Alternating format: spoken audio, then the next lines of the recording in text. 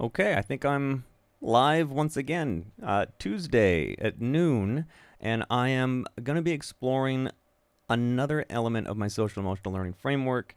Again, if you haven't, the link to this space and to this event series for the next 2 weeks at noon Pacific time is on my Facebook. It's on my LinkedIn. I think it's on my Instagram, but I'll definitely put it in the YouTube video today if I forgot yesterday. Sorry about that.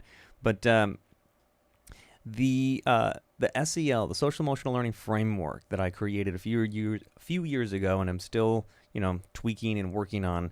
I'm excited to get to the second competency today because it takes a look at self-efficacy and self-improvement, which is honestly it's a tricky element, but an important one to talk about. So when you do visit this space, you're going to enter this room automatically, and you can run around, you can exit through the door and play around and come back in, so that's not a problem. But I'm going to be in space number 2 over here. So when you get in here, just come on over to the table and click X, and you'll be able to join the same board that I'm in and be able to interact with the post-its, leave comments, put questions, and interact with video and audio as well. So feel free to come on in any day this week or next, Monday through Thursday at noon Pacific. So with that, if I have another day where I'm just kind of chit-chatting about this on my own, then it's going to be a nice short explanation of what this is, and I'm okay with that. The more people that come in, obviously the more engaging and the more interesting it becomes. So with that, this element is all about, it's a self element. There's a self, social, and societal category, a domain to my framework, and this one in the self domain is all about self-efficacy and self-improvement.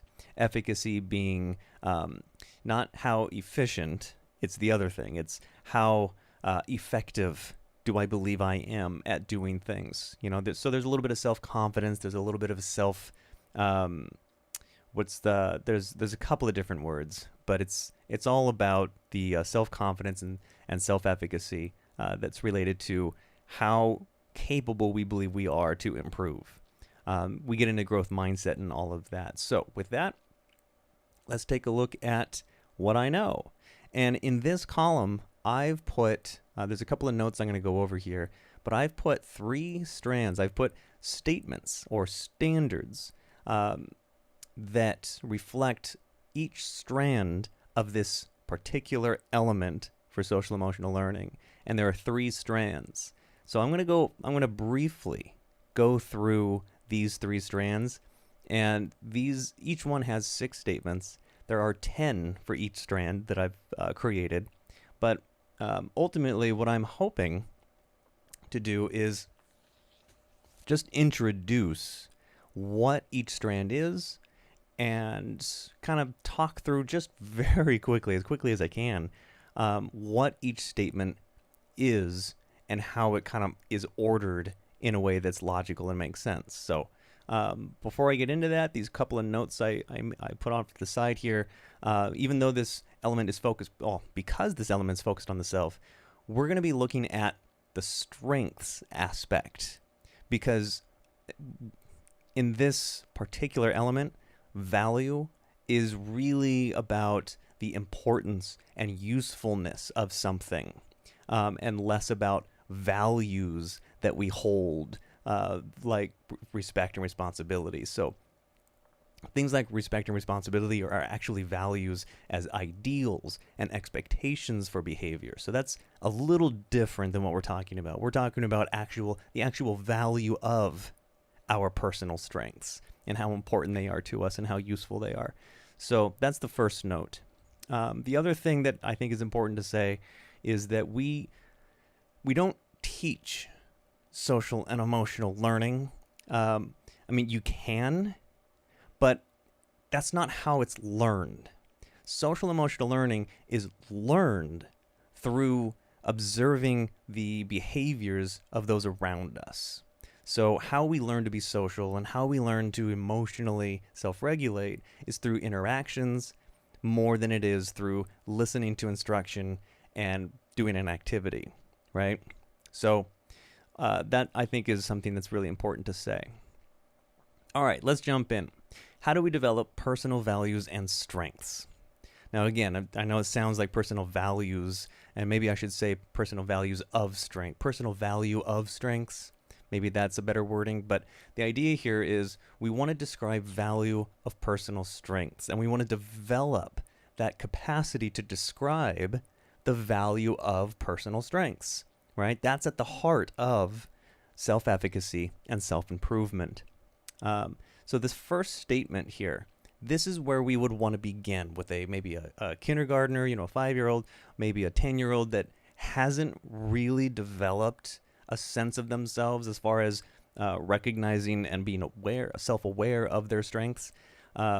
Even a high schooler, even an adult, you might want to start with this statement, with this concept, where just recognizing that knowledge is a strength, right? So I use the example here. I'm not afraid of thunder because I know something about it. A 5-year-old might hear thunder boom in the sky and be frightened and run away. They don't know what it is. It's just loud and scary. But the more they learn about it, the less afraid they'll be. So knowledge is a strength. And it's a personal strength, and it allows people to cope and manage through that knowledge that what they know about something makes that thing less scary. So I think that's a really great place to start.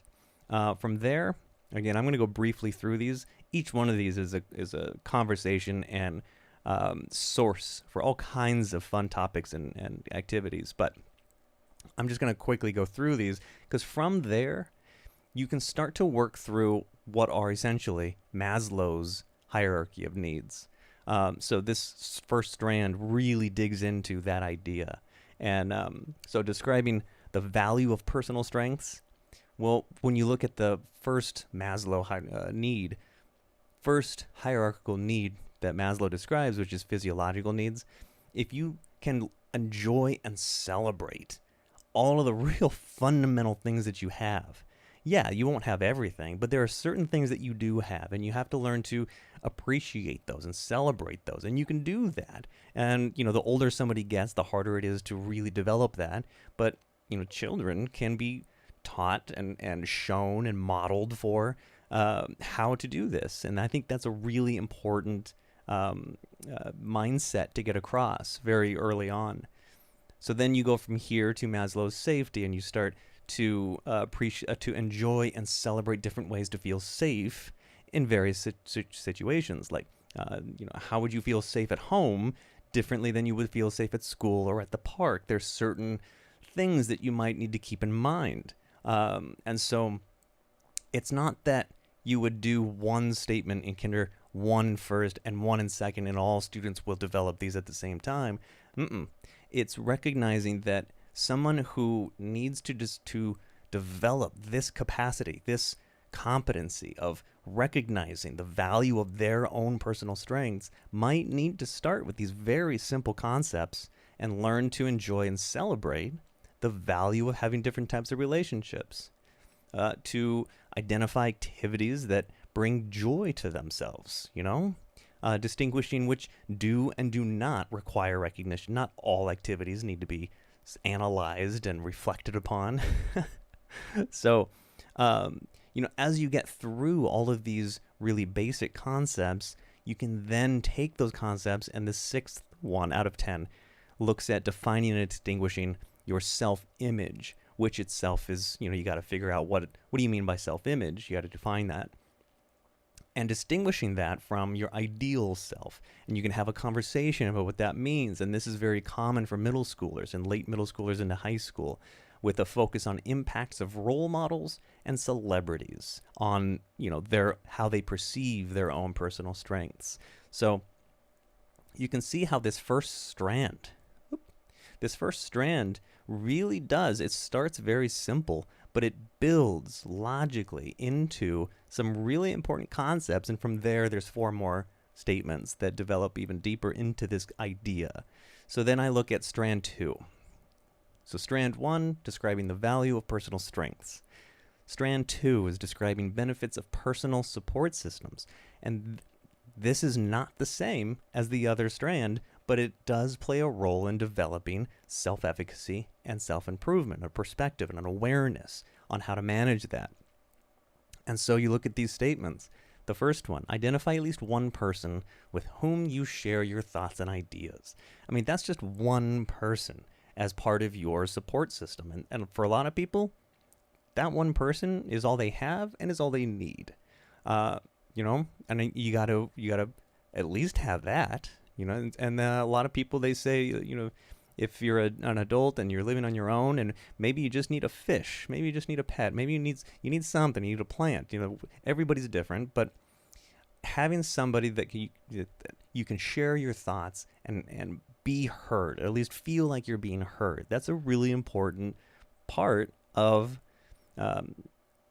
your support systems for self-efficacy and self-improvement.